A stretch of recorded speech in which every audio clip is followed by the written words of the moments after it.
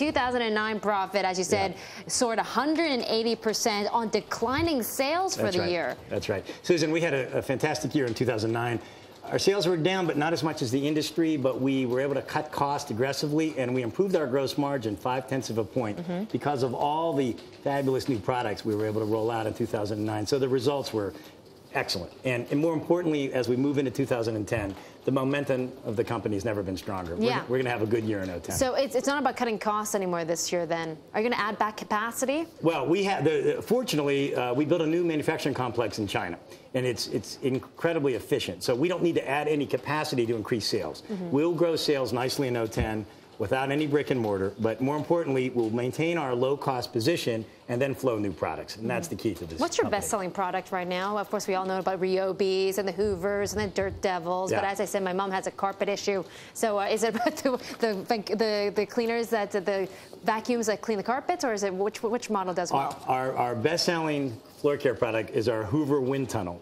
The Wind Tunnel. The Wind Tunnel. And appropriately named. It's a fabulous name. The performance of the product is outstanding. It's the highest rated consumer vacuum cleaner in North America today, and we can't keep them in stock. Now, in power tools, our best seller is our Ryobi 18-volt cordless drill system, and that's #1 in market share as well. So. Yeah, when you talk about cordless drills, I have no idea what you're talking about, Joseph. Let's move on, since most women don't handle the power utilities. Let's talk about the sales to the U.S. What I found really interesting is that the North American market is still your biggest market at this point. Although we're growing rapidly in Europe, in Australia, and Latin America, we're doing so well in North America that the ratio continues to be such that North America is our largest market. So we have outstanding customer support from the key retailers in North America, U.S. and Canada, and that's going to continue this year. Things really are lining up well for 2010. Yeah, what about the Asia Pac? I don't think it makes up that much of your revenue distribution right now. Not yet, but we're moving quickly into China and the balance of the Asian theater. We have a bright future in Asia, but it's still a relatively small part of the company's revenue. Yeah, so would a stronger RMB really help your business? It will help.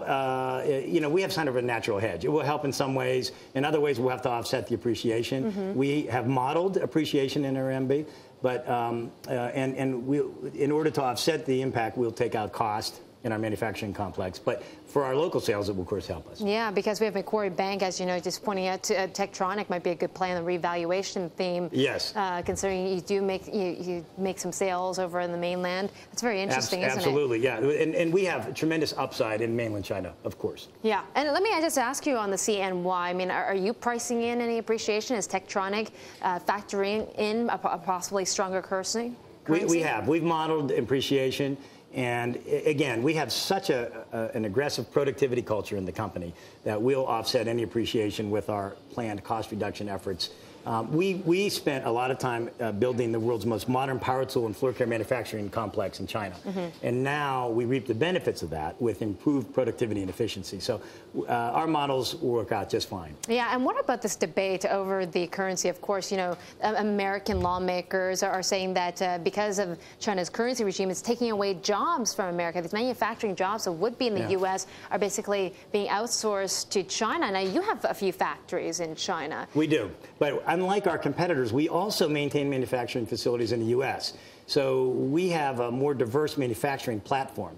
We have factories in Mississippi and South Carolina and Texas. So because of that, we have balanced our manufacturing profile a little differently than our competitors, and therefore we don't feel the same issues that our competitors do. Yeah, but what about these complaints from U.S. lawmakers? Do you think they have any legitimacy in what they're saying? You know, I think consumers deserve to buy the least expensive products. I think manufacturers have to build products where it makes the most sense. So our view at TTI is to try to drive our costs down to the lowest possible level and pass that value on to the consumer. We believe we can do that manufacturing in China and in the U.S. We do a balance. But in the end, the consumer votes with her or his pocketbook. And so that's why we work so hard to lower our costs. We let the lawmakers decide on policy. We focus on great products, Susan, great costs. That's right. You get to vote with your cash. Thank you for that, Joseph. And thank you for dropping by on this Tuesday morning. Nice to see you once again. That's Joseph Galli of Techtronic Industries. He's the CEO of the company. Now,